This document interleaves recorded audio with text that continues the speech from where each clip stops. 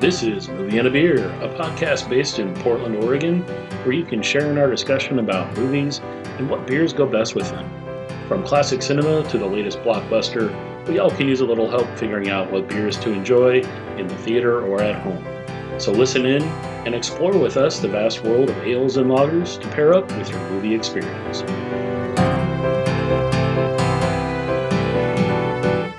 Hello and welcome to Movie and a Beer. I'm Dan Kapersky, certified beer geek and resident home brewer. I'm Blake Hunt, dungeon master extraordinaire and drinker of beer. And I'm Randall, just a guy.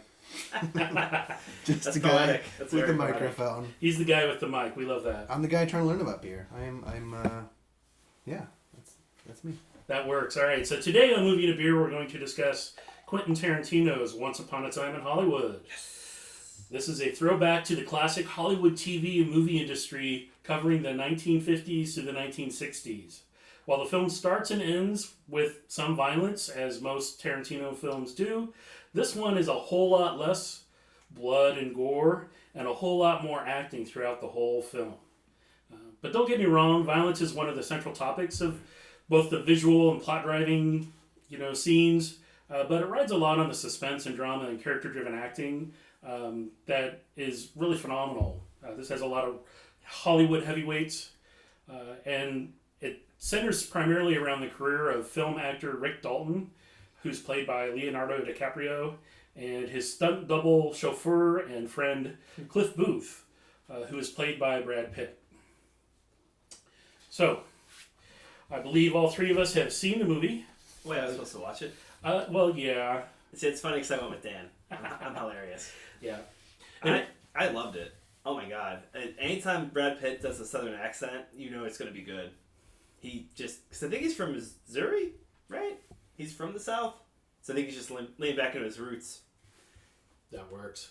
And now it is a 2.5 hour movie. And unfortunately, yes, we kind of spaced that off when we went to see it, when we ordered both myself and Blake just had a single beer with us. That's not going to last a whole movie. You will have a warm beer. So heads up for those that are seeing this movie in a theater, you can get beer. Plan ahead and either get two and don't mind one being warm, or get a pitcher. Or know that there are some slow parts in the movie. You can, dip out for 4, 5, 10 minutes and not really miss a lot. It's easy to catch up, in theory. Did you guys step out for more beer? Yes. Yeah. We had to. We did not realize we got like an hour in and we're both empty and we're like, oh man. Did you both get up separately or yes. At separate times? Okay. Yep. Which scene did you guys walk out on? I'm trying to remember now. Because I got up once to pee and I think another time to get beer. I missed... just in case, if this is a spoiler, the trailer doesn't show you a lot, so most everything we'll talk about might be spoilery. I apparently missed Cliff Booth getting on top of the roof to fix the antenna or whatever. So I came back as the car was driving up. Okay. Oh, that's when you got up when he was going up to fix the antenna. Yeah, I missed him getting up on the roof. That was one of my favorite scenes. I'm sad I missed that, so I need to watch it again. Yeah, you get to see him doing just a normal activity, and he's like a handyman, a know-it-all, and just overall tough guy. I mean, his character I love his shoes. Is really amazing. I mean, I think that while Rick Dalton is the focus, yeah, I want to say that there's more scenes or just as many scenes that I want to say I've not been a huge Brad Pitt fan for a while, but Cliff Booth is badass in this film. Mm-hmm. I mean, he really drives a lot of the points. A lot of the suspense that happens in some of the scenes, the mid scenes, really involve and revolve around him and his activities. And there's some really interesting things that I wanted to touch on. What else did you have to add to it, Randall? Oh, that was actually one of my favorite. That scene was a great example of something I really like about Tarantino, is that his use of flashbacks and how he will jump around in his films in really interesting sort of cinematic ways. Because you think this scene's going to be about him going up to the roof to fix the antenna, Brad Pitt's character, and next thing you know, he hears this voice, DiCaprio's voice saying something, this is why you can't work in movies or something, and then he goes to a flashback and that flashback is like, it's like a few minutes long. You're so engrossed in the flashback that you forget where you started from. Yeah. And so it's a little disorientating when you finally go back to him fixing the antenna. He's like, oh yeah, that's why I don't work in movies anymore. I just think that's a really cool feature to look out for in Tarantino films, is how he edits like he's talked about this. He edits like you would read a book. You know, sometimes in a book you'll get to a third chapter or whatever, and the story will jump to somewhere completely different. Right. Before you go back to the main plot line. I just thought that was really cool. But yeah, good film. I liked it. Where do we go next? You know, I want to briefly touch on some of the visual aspects, some of the audio that's used, a lot of the really classic radio shows. The music is just amazing. The visuals, I had read that they had rebuilt from both footage that they had and from old archive photos, parts of Hollywood that they filmed the cars driving through. Yeah, Tarantino is notoriously anti-green screen. I don't think he's ever done that. Every time I looked at a exterior scene in this movie, it felt so big and cinematic, and I looked at all of the cars that were on the street, and I'm thinking, God, that must have just been like days and days worth of work to set that scene up. It was absolutely. It's really impressive, and it's those details that you don't necessarily notice at first, but it's those little things that all build up to these really neat worlds that he makes. And Hollywood definitely felt like this really felt like an homage and like almost a love letter to Hollywood and what that must have been like back then. Yeah, and some of the subplots, some of the sub scenes of like the beginning of the film starts around Bounty Law, which is a Western, and it's a scene that the main character is in. And then there's also further on in the movie clips of films that some of the actors have been in that were remakes of films that do exist. There's a FBI TV show, which is really, really... Well, there's a lot of crime shows back in the 60s, and it just really hit the spot. And again, you know, violence is a theme that's talked about and shown. They don't necessarily show the violence. And that's one of the things that really drew me into this movie, is that while Tarantino in the past has always been blood and guts and, you know, spurts everywhere. A very show don't tell kind of approach to violence. This was all tell and not a lot of show. Except for the two kind of major fight scenes. But even then, they were really subdued from some of his previous works. Oh, yeah. I was telling Dan, Tarantino has a writing style that is a fuse of varying lengths and a stick of dynamite. Because he'll have scenes where they're just talking, they're like, like in Inglourious Basterds, they're talking about like, oh, what region are you from? Oh, yeah, he's making, you know, BS saying, like, I'm from this region. I'm from, it's a really small town. Leading up to this huge, like, gunfight that lasts, like, 30 seconds. And it's just, like, this long fuse that goes, boom! And this movie had one of the longest fuses I've ever seen in a Tarantino movie. Right. To an amazing boom. It was pretty epic. The one thing I really appreciate about his films, too, is you're never confused about how you're supposed to feel at any point in the film. And so, like, when you see the violence, like...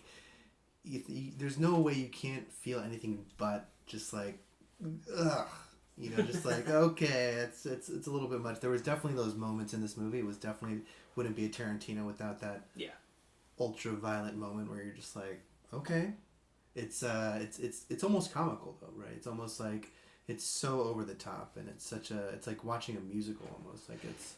Well, it goes to the one scene that is in the previews, and that's the flamethrower scene to the Nazis. It's literally that scene takes up not a sizable chunk, but that prepping you for that, and then his use of it as and again as part of the storytelling. Pay attention to it and how he uses it and why he uses it, and in the movie why he uses it, and then later on, it may come up again. Not to plot spoil, but it's nice to have a flamethrower around when you need it. So you're saying Chekhov's flamethrower? Yes. Exactly. Yeah. It's used in a very interesting way, and yes, it does actually work. It's not fake. I read in one of they now making fake stuff like, yeah, just give him a flamethrower, it's fine. And that's actually smoking 9 cigarettes. They show him practicing with it, and yes, that's actually him with the flamethrower. So he could have blown himself up. But he's like, no, man, I'm not stunt doubling this. It's me. He's in the movie. It's his acting. And it's pretty amazing. I mean, the simple fact that you have this major Hollywood star using a flamethrower. Back when, major Hollywood stars were like the thing for studios.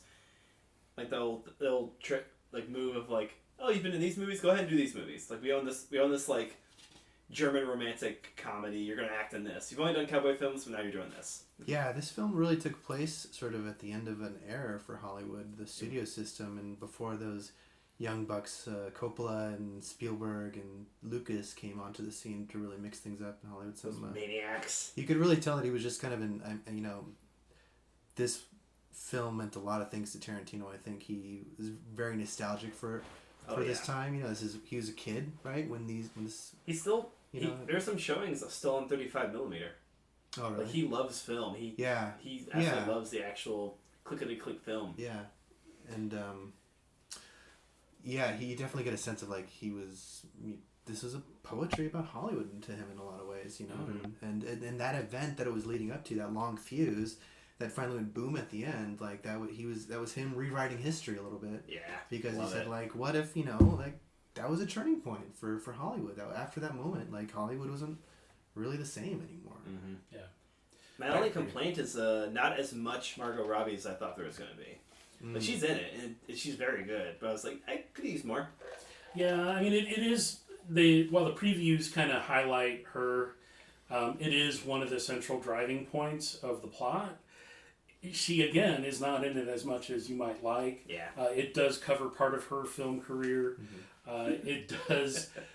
Sharon Tate, I mean, she was a very well-known actress, and it's just interesting to see how the character developed over the period of time of the film, because it does cover almost a decade and a half of time in real life, but yet it's only a 2.5 hour film. So yes, there are some gaps and some holes. They do, the main character, Rick, does go overseas for a period of time and does some spaghetti westerns. So good. And it's not really a plot spoil, but yeah, just be prepared for that. They don't really get into it too much, which I wish they would have, because there's a lot of variation on the Hollywood theme that was done overseas, especially in Italy. Right. Yeah. Mm-hmm. Well, this movie was called Once Upon a Time in Hollywood, which makes me think of that. Who did the film Once Upon a Time in the West? Right? Oh my God! It was the famous Italian director Antonioni. It's. I'm so angry that I don't know off the top of my head. I love westerns. But it's a really... I know what you're talking about. Really, like, cinematically speaking, like, this is such a beautiful film. And, I didn't look into it, but I wonder if there was some reason why he called it Once Upon a Time in Hollywood. And I'm sure there's his character, he's in westerns, and so... I bet there is. I mean, he spelled bastards wrong on purpose. Everyone's like, why? He said, I don't need to tell you. Yeah. Although I still stand that he just forgot how to spell it and won't back down. Somebody showed it to him and he's like, yeah, that's it. Yeah. He could get away with it, though. So. Oh, yeah. In Quentin we trust. Yeah, but definitely a date night film. If you have the time to sit and enjoy it in a more intimate theater, I'd highly recommend that. It does reminisce back to the days of sitting around watching TV or driving on a Sunday in the afternoon and listening to the radio. It harkens to those old days for those of us that were old enough to have experienced that. Or for those of us not old enough to think of that as misplaced nostalgia. Wish I was alive during that time. Yeah, this is definitely a movie you want to see in the cinema. It's a spectacle through and through, and it's so beautiful on the big screen. I couldn't imagine waiting for this to come on my TV. As much fun as that is, I would feel like I was losing something by not going in there and gasping with other people when things got violent. Yeah. And the one side note that they don't really hint in the previews is there's a lot of comedy, both physical comedy and just verbal comedy, and just the scenes and situations that you're like, oh my God, that really happened, and you just laugh about it. The director and the director's, I guess, assistant, I'm not going to say who it is, but that whole, get rid of your costume, you're off the set, I'll handle it. You have to get out of your costume, you have to get off the set. I love that scene so much. There's a lot of good scenes in there, but he really likes to, he likes to make you feel the extremes and try to put them close together sometimes, so it's very common to laugh right after something really horrific happens. And sometimes you catch yourself and you're like, yeah, right? You're releasing tension. You're clenching every muscle waiting for some horrible thing to happen. You're like, okay, good. There's some really amazing scenes though. What was your guys' favorite scene? Did you guys have a favorite scene? I think for me it was the fix-it scene. The When if we're saying what the scenes are. So there's a scene when he goes to a ranch. Cliff goes to a possibly familiar ranch. Yeah. And that's being, I guess, squatted on by the Manson family. Yeah. Yeah.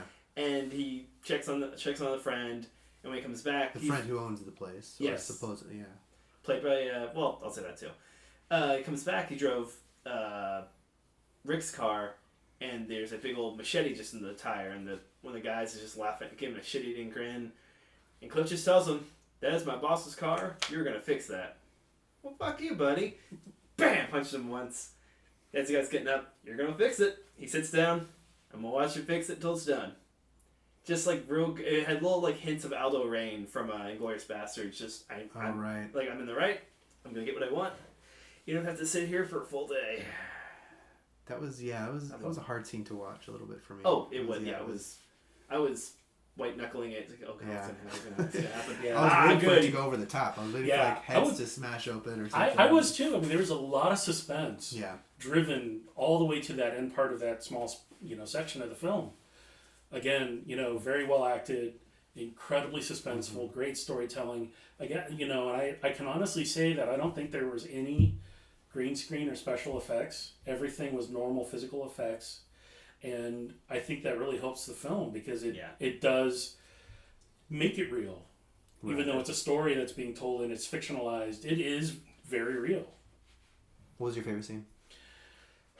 I think the Bruce Lee scene where you have this vision in your head of Bruce Lee and who he is and how he presented himself, and in all the films he made, I've seen them all, and he does that. He acts. He's always acting. He's always putting himself out there, but he kind of gets put in his place. Right. The stunt man shows him up. He's the stunt man's like, I know my shit. Don't mess with me. Yeah. And I think out of all of it, and then it's like, oh yeah, that's the car that we're supposed to be using in a scene, and you just squished it. Yeah, so I think that was, again, a humorous part of the film where you got to... Center around some violence. There's some violence, but it's really minimal. It's not hard. It's not bloody. It's not gory. It's just helps drive the idea that as an act, violence can be used in a non-offensive way if it's done in sparring and so on. And that's what Bruce Lee did. It was all sparring to him. Was Tarantino a Bruce Lee fan? I think he just liked those films. Like, did he like he liked the Hong Kong like the Shaw Brothers, for sure. That's why. I think that's part why Kill Bill was 2 volumes because there was just too much he wanted to put on screen for. But I wonder if he was a fan of Bruce Lee in particular, because I felt like after watching that scene, like Bruce Lee obviously got schooled a little bit in that scene, and like I felt like he was coming across as kind of like a little bit of an asshole and arrogant, which Bruce Lee probably was. Maybe I've read somewhere that one of his like estate members or like still alive family members didn't like it. She said that's not what he was like. But again, family member might be biased. I don't know. Yeah, but this is Tarantino's interpretation of this guy who he did or didn't like. I don't know, but I was definitely thinking like, gosh, okay, like you don't throw Bruce Lee into a car, right? Like that's pretty harsh, If anything, you're lucky that Bruce Lee doesn't put you through the car. From all the films I've seen. Yeah. I think my favorite scene was actually when Dalton was on the new set of the film, the Western he was filming, and he walks up with the mustache. Yes. He has this great mustache in the film. And there's one scene leading up to that where he's like, "Well, how are they supposed to recognize me with all this stuff on my face?" And like the director's like, "Well, it's the acting that should shine through." Yeah. And that director was just so over the top. I loved him.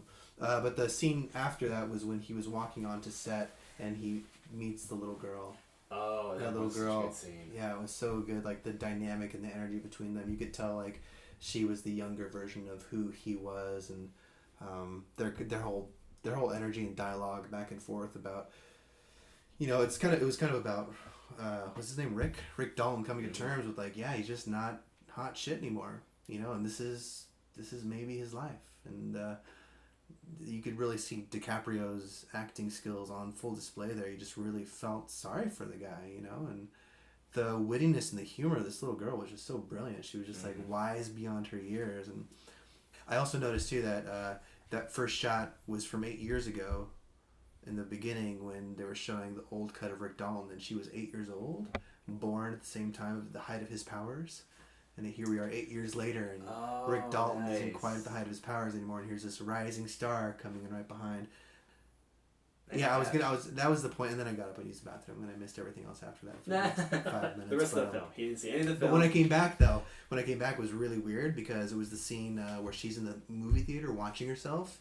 And so I'm walking into the movie theater, looking around, and I'm at the screen, and here's this woman watching a movie, and I was like, whoa. This film got really meta for me for a second. So what are we drinking? Let's get to the drinking part. All right. I'm so thirsty. Yeah, so here in Portland, Oregon, there's a few wonderful theaters that you can order beer and walk in with. One of them that Blake and I went to called Living Room Theaters, and this is an endorsement of the film and of the theater. It's a great place to see, small, intimate, not that expensive. It's the same regular price as all of the theaters. They just have a nice selection of local draft. We were lucky enough to also pick 2 beers that are available in both can and bottle. First one... I mean, we did that on purpose. Yeah. We got really lucky on that one because otherwise we'd have to go get some crowlers or get a growler of them. The first one is from Laurelwood Brewing, and it's called Days, D-A-Z-E. This is a hazy India Pale Ale. Oh, I get it. Tap the can. You don't want it to blow up on us. So, Blake, tell us why you picked this beer. Because the whole idea with this beer is it's supposed to be like complicated and change, and that's a Tarantino movie. Usually, every single one of his movies, it's not just one straightforward story. There's a bunch of stuff happening. The exception being Kill Bill. That was pretty much just a revenge story all the way through. But I wanted something that was going to be like, all right, this scene's no longer like a fun romp. It's a tense, scary thing, and this beer now tastes slightly different. And I also thought I would drink it slower because it was fancy and it would last longer than the movie. And I've had this beer before, and it is really nice. Randall, have you had this beer before? I don't think so. No. So this is one of their seasonals. They are canning it, so you can find it in most local grocery stores or at any of the Laurelwood Brewing locations here in the Portland area. It does pour out of the can, and this can, here you go, is dated August 12th, 2019. So it's a fairly new beer. And as August 12th? August 12th. So that's 2 days ago. Yeah. So wow. It's super fresh. Okay. A lot of breweries don't want their freshly canned beers to sit around a long time. Bottles are a little different, but cans, they're more adept to getting heat struck or get affected by not being cooled properly for long periods of time. There's some weird reasons for that. It's harder for a bottle to go bad than a can, as I've heard. I could be wrong there, but this pours kind of a hazy orange. Well, it's more yellow than orange. Really nice, small, white, frothy, tight head. A little bit of lacing, not too bad. The nose is amazing. That entire time you were describing that, I was thinking about Heatstruck being a supervillain. It is against beer. Everything that you just said was just beer. I like the label on this can. It's very cool. It's yellow like the beer. What color is this beer? So this is it's a yellow golden. Yellow golden. So it's a yellow golden label with this pastel-y blue writing that says "Kids These Days." There's a bunch of like hand-drawn 90s. I see a Tamagotchi and my 90s icons. I see a fidget spinner. I see Elmo. I see a Magic 8 Ball, a Super Soaker, a mixtape, a Super Nintendo controller. Like, is this targeted towards kids? I think it's targeted towards the audience of 20 to 30 somethings that grew up, or maybe even 30 to 40 somethings that grew up with those. Okay. I did recognize the Legend of Zelda Triforce. Yeah. There's a lava lamp on here. Okay. Yeah. A lot of interesting stuff on the can.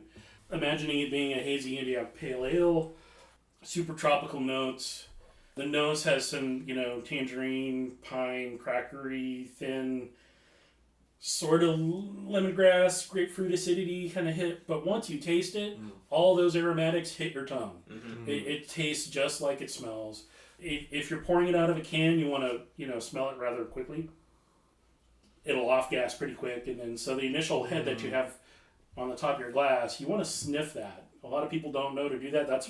You always see something you're pouring it, you want to sniff it right away because it's letting off all of the aromatics. Once that foam goes away, you're not going to get a lot of aromatics unless you swirl it. Like you see me doing that a lot. And the reason I'm doing that because it makes you look fancy. because it makes me look fancy.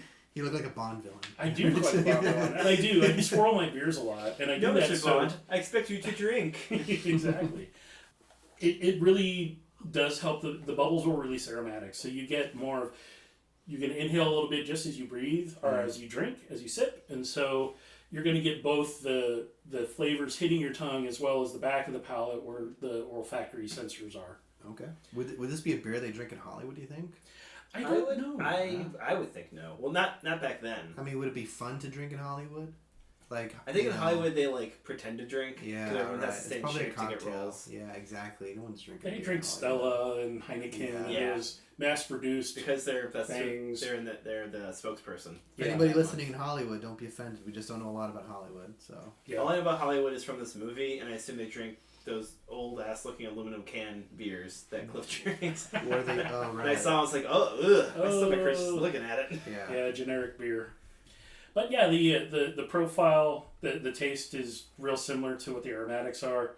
There's a little bit of malt sweetness on the mid to the back to kind of balance out the acidity. There is a lot of citrus and grapefruit pith. So kind of dry if you've ever had a grapefruit, and then like after you've eaten it for like 2 seconds or 3 seconds after you swallow, you're like, wow, there's a dryness that kind of hits. And then the sweetness from the malts kind of balance that a little bit. And that's all hop driven. That it's an amazing thing that they figured out how to use the right kind of hops to get that, I guess almost like an alcohol kind of burn. Yeah, to get. yeah. Like, But that's a it's good way. just more acidity. It's a good way to describe it. Like there's a definitely a kick there that wasn't. I guess I was expecting it, but wasn't expecting that. Yeah. It's like oh okay. So if you imagine if you've drank a bunch of orange juice that's fresh squeezed, you're going to have all that acids on the back, and that's what it is. Squeeze the orange directly in your mouth. Yeah, basically. and it's a really nice beer. I totally 100% behind this pick.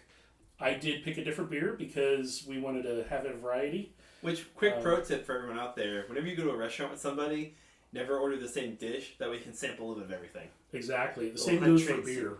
Little hunt trade secret for you. We made the concerted effort to discuss what beers we were going to order before we ordered them so that we wouldn't double up, which was smart because we're like, hey, we got to each have a different beer to talk about. Unless, the nice thing is some theaters aren't going to have a big selection, so you may end up getting... And then it's a nice little bonding thing. Like, oh man, we had that delicious whatever fuzz while we watched this film. Yeah. Film. Any final thoughts on this one? No, to be honest, not my favorite. Can I say that? Can I? Yeah. Oh, you're done. Not my You favorite. can. And As king of this podcast. Maybe it's that acid finish that you were talking about that I just didn't really care about. It's for a long movie, I feel like maybe, I don't know, I'd switch it up to something else. So what's the next thing that I couldn't drink 2 of those? Well, I think I got a Pilsner for the back half of things, and then was losing my mind. But this one was a great way to start. Yeah, I got real excited. Yeah, no, it was great. The next beer that we're gonna try, which is probably the best name ever. So Gigantic Brewing out of Portland, Oregon, is known for making gigantic big beers, really high alcohol. This one is not so high alcohol. It's only 5.5%, and it's called Sassy Pony Hoppy Ale. So you wonder, is it an IPA? Is it a pale ale? Well, it's a pale ale. The only difference between IPAs and what would be called an American pale ale is basically the amount of malts that they use and the color. That's right. Pale ales tend to be a little bit lighter. IPAs can be a little darker. There really isn't any difference in the hop profiles other than you can have a hoppy pale, and that's what this is. So it's a little bit lighter on the malt body. This comes in a beautiful 16.9 fluid ounce bottle, 5.5% alcohol by volume. And on the label, we'll read it for you. It's this beautiful like pony that has a lot of rainbows and it's a G. It's a G That's for gigantic. Yeah, they always have a G in their logo.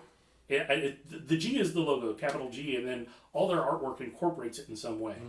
The main part just has some interesting, like throwback late 80s, early 90s. It looks like a cartoon coloring book a little bit. A little bit, It looks kind of like a cartoon animated on Flash. Back when like Flash animation was like the thing on the internet. Yeah. Right. So the bottle reads, "She's a sassy pony, frisky and forward. Hold on for a ride along barrels of citrusy juice and tropical hop flavors.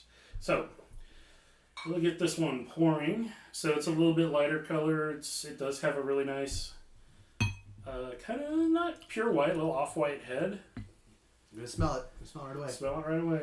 Now, tell me, can you smell the bits of pony they put in there? She's a sassy pony. Made from fresh horse. It's a little astringent. Is that a good way of putting that? What's that smell? Yeah. What's another word for astringent? Astringent. Cat pee. Is that a Cat pee? Pony. There's some. There. Pony peas. Yeah. So the more appropriate thing would be hop cone resin. What is it? Hop cone resin. Cone resin. The resins, the acidity, and the resins that come off the hops really do kind of show up in this. Herbal, grassy, citrus, some pine even. The nose is not real distinct, but it is there. The head drops really quickly to some mild bubbles. This is an IPA to me, but it is a little light in color. It doesn't have as forward of a malt body again, so it's a little sweeter. It's more crackery than chewy. There is a touch of caramel that's in the mid a little bit, but this does have a lot of tropical. Mm-hmm. It doesn't have anywhere near the acidity as the first one. No, yeah. So you have those interesting citrus profiles and tropical profiles from the hops without the super bitter, dry, acids that you're going to get from eating a piece of grapefruit. I like it. And it's delicious. It has a nice body. It feels like a full drink. Like it has like a body to it. And the reason I picked this beer was the complexity again. So yours also very complex, but changes a lot. The flavors change a lot more than this one. This one just stayed really consistent. We took the bottles out of the fridge about 20 minutes ago to let them warm up a little bit. So we're getting this at the same kind of temperature that we would if we were to be sitting at a movie. It's sat for 10, 15, 20 minutes. And so we know that it's already started to warm up out of the bottle. I like it. And it has a beautiful character to it. Highly recommend it. You can find this at most grocery stores. You can find it on tap at a few places. Again, we saw it at Living Room Theaters in downtown Portland over by Powell's Books. And it really was a really good choice. I also tried the Pilsner that Blake ordered as my second beer, and that one didn't kind of cut the mustard when it came to comparing to these very flavor-forward beers. Yeah. The complexity of the movie just kind of lent itself to having a complex beer, but nothing super heavy. Okay, so I chose the Breakside IPA. I didn't bring any, sorry guys. But I chose the Breakside to drink. That's a good one. You guys like that one? Yeah. The Breakside IPA. What do you think? Is that a good one for this movie, you think? Or I think so. I'm trying to remember what it tastes like. That's Pelican, right? No, Breakside. Breakside. So Breakside that's Brewing. right. So I'm tired too. It's Monday, everybody. It's Monday. It's Monday. It's Monday for us. I have to go to the coast. Yeah, so Breakside IPA is a traditional West Coast style. They've been making it for close to 7 or 8 years. The recipe hasn't changed a whole lot. It's going to have more of a pine and Northwest vibe to it. It's not going to be super hoppy. It is still going to have some complexity with the layering of, they did a really nice malt bill on that one, I believe, that had some biscuit, some chew, and just, a nice backbone for those piney, resiny, Northwest evergreen. It kind feels of like a vibes. Northwest beer for sure. Yeah. Like you drink it and you're getting a real taste of the Northwest. But I was at Regal, so I had limited options, and I'm like, well, That's fair. yeah, Breakside, so why not? But I'm, even at a Regal in Portland, Oregon, you can get pretty decent beer, which is pretty awesome. But Living Room, they always mix up they're rotating their taps a lot, so I like that. And so I mean, that's really smart if you're going to show a bunch of different kinds of movies. it makes sense, kinds of right? beers. Yeah. Why not try? I think I accidentally ordered a stout once there, and it was for the Lion King. It was a chocolate stout. And I'm like, oh, It's okay. I was like, all I can it was think so of, big too. And I was like, all I can think of is the Serengeti and that area. All that area is hot. You're drinking a very heavy, like drinking a glass of milk while it's outside in the summer. Wasn't a good pairing. I don't think. Weird. Yeah. Good I to feel like know. I feel like if I ordered that, it would just get warm as I'm watching the movie. Like I don't really feel like. It got me pretty. Where is pretty late? Snowpiercer? I got pretty drunk. I think Snowpiercer would go with a chocolate. Ooh, porter stout. Snowpiercer. When are they making a sequel of that? They need to now that Chris Evans is, I guess, retired from Marvel. Sure. He needs to come back and yeah. rock that beard and That punch was some rich such people. a good movie. All right. But we were talking about Once Upon a Time in Hollywood. Yeah. Also a good movie. Yeah. I'd give it 3 out of 4 beers. Definitely one of my favorite Tarantino films. I was really happy with it. Hateful Eight was a spectacle, but like not really. A Western too, right? Wow. It was a Western. What's he doing? I was getting real. Django too. Yeah, I was getting real excited when he did Django, and they said next thing it was Hateful Eight. Like, just do westerns forever, please. I love this. Well, he's got one more. What's he gonna finish up with? I don't know. Star Wars. No, Star Trek. Star Trek. He wants to do Star Trek. He wants to do Star Trek. Yeah. That'd be amazing. Well, a lot of the Star Trek episodes were based off westerns and western themes. Oh yeah. Let's put him in the MCU. There we go. Let's make that happen. Yeah, you can do it. Let's put him in the MCU. Alternate Right, timeline universe yeah, thing. yeah. Doctor Strange is doing that. So yeah. Anyway. Apparently, that's going to be a horror movie, but we'll talk about that off mic. All right. So, everyone gives a thumbs up to seeing the movie. Yeah, if you get a beer while watching this, get something complicated. Yeah, definitely. Yeah. Because Tarantino's stuff always has, like, there's more than just what you see there. Even if it is just, like, a bunch of mooks in suits paying for lunch at a diner, and one guy not tipping, and then having a whole discussion about tipping. Like, that's a whole layer on that as well. I think it's a film worth seeing twice, so then you can plan your bathroom breaks. Yes. So So you can catch stuff that you might miss. Yeah, exactly. Yeah, and so I think it's a great film to try a lot of beers too. Yeah. All right. So next couple episodes, we're going to be covering perhaps some more interesting topics, such as movies to watch with your kids. More interesting. So we can pick our kids' movies out. What's more interesting than violent Tarantino? Movies to watch with your pets. There you go. Pets and kids. All right. So, as always, thank you for listening and drink responsibly. Please, please, please remember to drink a lot of water. And call an Uber or Lyft. Call an Uber or Lyft. Don't drink and drive. And again, the opinions expressed during this taping of the podcast are those of the hosts. We are not paid spokespeople yet, and that may change in the future, but for now, we want to thank you all for listening in. This is a little bit shorter of an episode. We're going to try and mix it up a little bit. And we'll talk to you all next time. Later. Bye, everybody. Thanks for listening. This has been Movie and a Beer. Stay tuned for future episodes and features to be added to our website and podcast. And please remember to drink responsibly and hydrate, hydrate, hydrate.